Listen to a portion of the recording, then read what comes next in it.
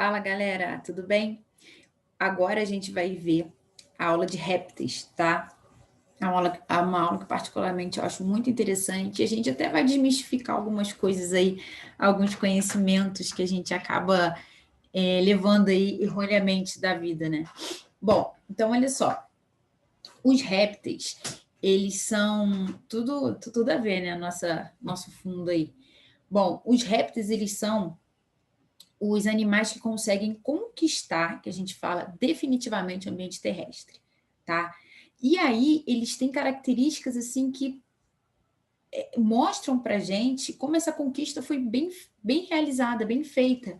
Por exemplo, primeira coisa, eles já têm um ovo com casca, tá? Com casca rígida. Os animais aquáticos, né? No caso dos anfíbios ali, a maioria tem um ovo com uma casca fininha, porque o ovo é colocado dentro da água. Então você não corre risco de perder água para o ambiente e você não corre risco de impactos, né? Porque está dentro da água, está protegido. Os répteis não. Com a questão do meio terrestre, esse ovo poderia perder muita água para o ambiente terrestre, porque é um ambiente seco, como a gente sabe, e também tem a questão do impacto mecânico. Então, a questão do ovo protegido com uma casca é para isso, tá? E aí, esse animal, ele fica ali durante todo o desenvolvimento embrionário dele dentro do ovo. Como é que os excretas nitrogenados vão escapar do ovo? Não vão. Então, tem que ter um excreta nitrogenado menos tóxico, por exemplo, que é o ácido úrico, tá? A pele desse animal, ela é toda enrugada, com escamas bem grossas, a pele é muito queratinizada, que é uma característica que a gente vai ver para esse animal não perder água para o ambiente terrestre, tá? E esse animal, apesar de, por exemplo, a gente vê a tartaruga marinha que passa a vida inteira praticamente na água, todos têm respiração pulmonar, tá?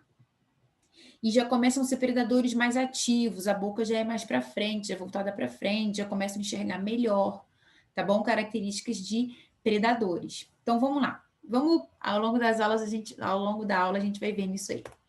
Então olha só, primeiros vertebrados a conquistar o ambiente terrestre.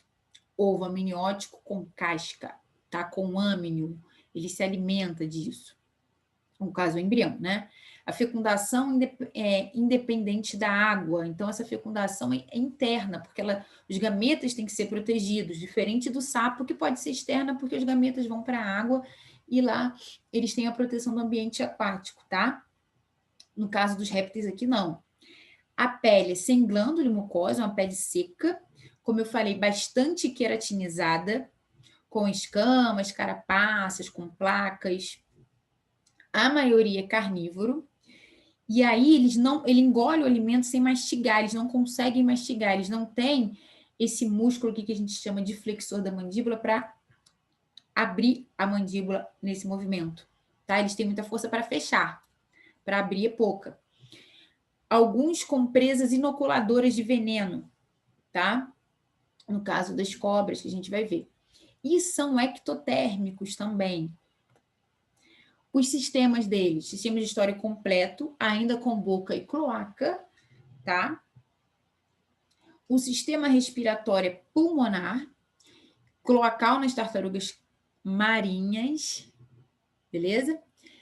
O sistema nervoso é comparável ao dos anfíbios, tem o órgão de Jacobson em serpentes, que ela sente o gosto do ar, tá? Como se ela sente, no caso, partículas que estão ali espalhadas no ar.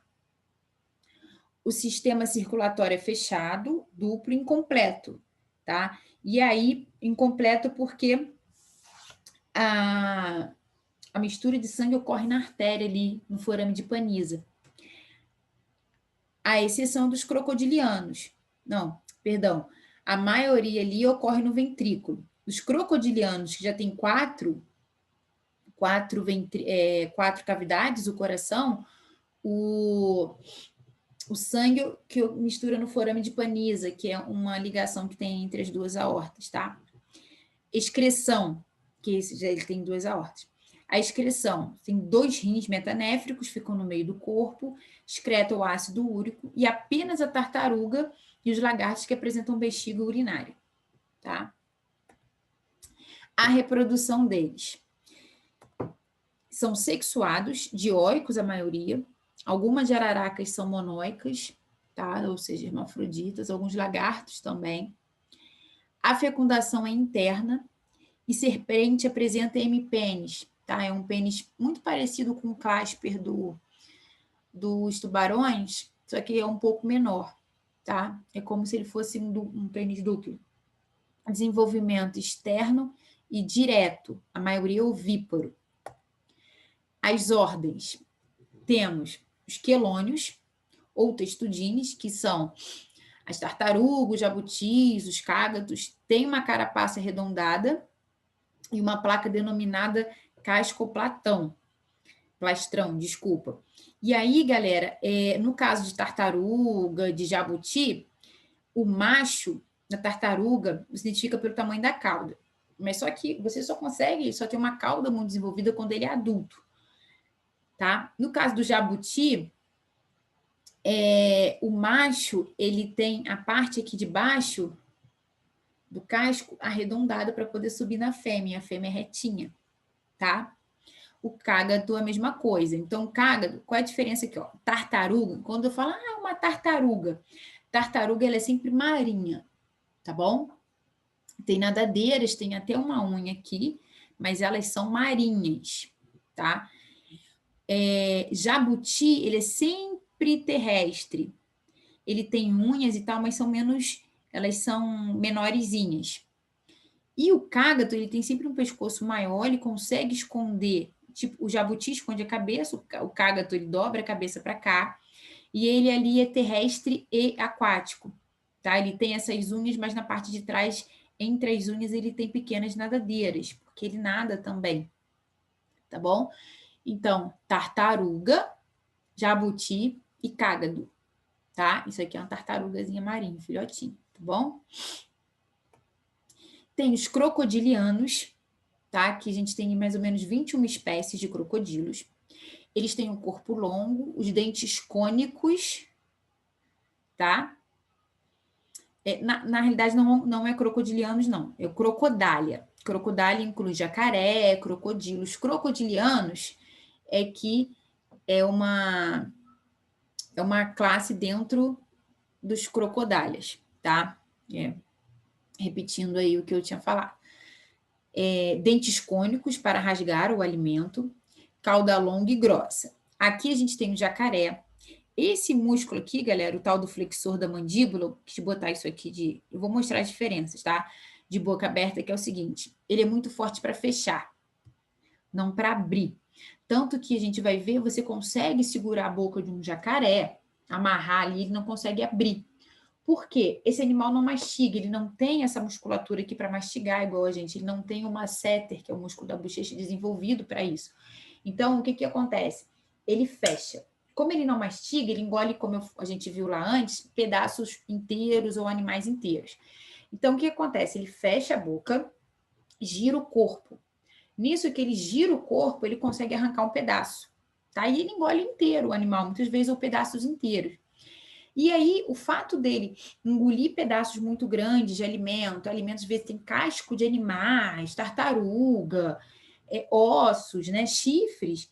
Então, é um alimento de muito difícil digestão. Então, ele tem um estômago com ácido clorídrico, assim, em grandes quantidades, tá? E isso facilita a digestão dele. Além de ter um super hiper sistema imunológico. Esses animais brigam muito entre si, então muitas vezes um perde a cauda, o outro perde a pata, e eles não têm infecção. Então, muito difícil um animal desse morrer, porque tomou uma mordida de um outro jacaré e perdeu uma pata. Ele vai cicatrizar, ele vai viver bem tranquilamente. Então, tanto o estômago desses animais quanto o sistema imunológico deles são altamente estudados devido a essa questão, tá? Eles têm um sistema imunológico muito forte, uma reação ali de células imunológicas muito forte. Então, qual é a diferença? Aqui a gente tem um jacaré, tá? O jacaré é até um animal que faz bastante barulho, tá? E ele, assim, tem um bico mais longo do que um crocodilo e um pouquinho mais fino. Ele tem essa parte aqui mais fininha, tá? E os dentes mais finos. O crocodilo, ele tem a pele muito mais grossa. É um animal que consegue viver na água doce, água salgada e na terra seca. A gente tem crocodilos vivendo... O crocodilo australiano, ele vive ali na água e consegue viver em ambiente super seco, tá? O jacaré vive num ambiente mais úmido e tal, geralmente come mais peixes, e o tamanho também, o crocodilo é muito maior.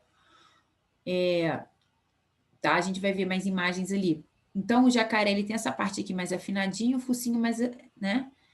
O crocodilo, ele já é bem mais redondo aqui, a boca dele, tá? E esse aqui é o gavial. O gavial, você olha assim, nossa, esse bicho existe, isso aqui eu já vi até em desenho animado. Ele tem um focinho super fino e essa bola que é o nariz dele. Tá? É a narina dele. É horroroso, mas existe. Tá? Evolutivamente, nem sei se eu posso dizer que ele é mais antigo, mas eu acho que é assim. Bom, aqui é um jacaré nadando com um veado na boca, tá? Mentira, é um crocodilo. Aqui eu não consegui ver, aqui eu tô vendo melhor, é um crocodilo, tá? Pelo focinho, eu consigo identificar melhor agora de perto, é um crocodilo. Aqui também é um crocodilo que foi capturado, tá? Os bichos são enormes. Aqui é um crocodilo também, tá?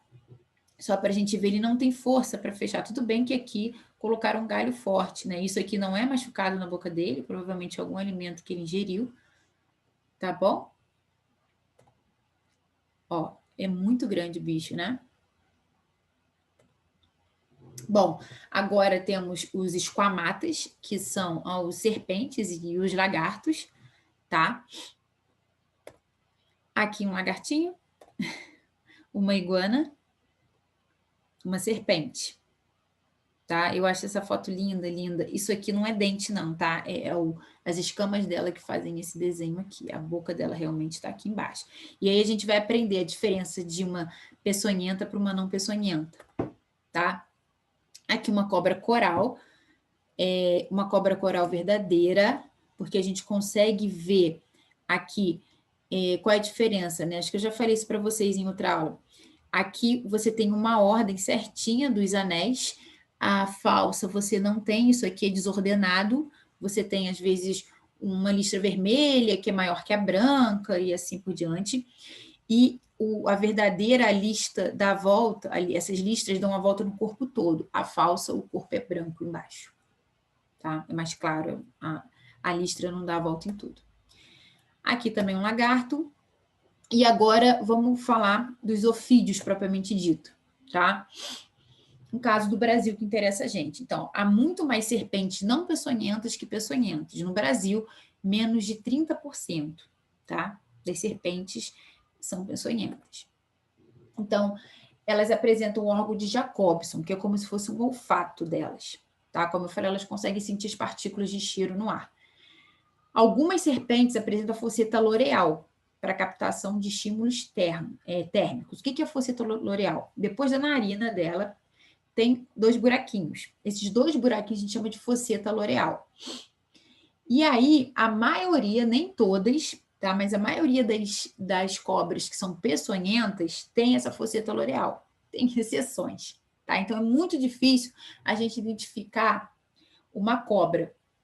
Por exemplo, sou um especialista mesmo, nem eu que sou formada em biologia, a gente até consegue identificar, assim, se é peçonhenta ou não, mas tem algumas que não têm fosseta loreal e são peçonhentas, tá? Então, é muito complicado. Você tem que chegar perto para ver, ainda mais se você tiver problema de visão, usa óculos. É difícil, então é melhor deixar ela quietinha lá, tá? Não vem chamar a tia Mary, que é bióloga, para identificar a cobra, porque eu não vou chegar perto, não, tá bom? E todas as cobras dão bote. Tem gente que fala assim, a não peçonhenta não dá bote. Dá sim, tá? Olha, os grupos dela. Vamos ver primeiro a questão dos dentes, tá? As glândulas de veneno, que elas encerram o canal dela dentro dos dentes.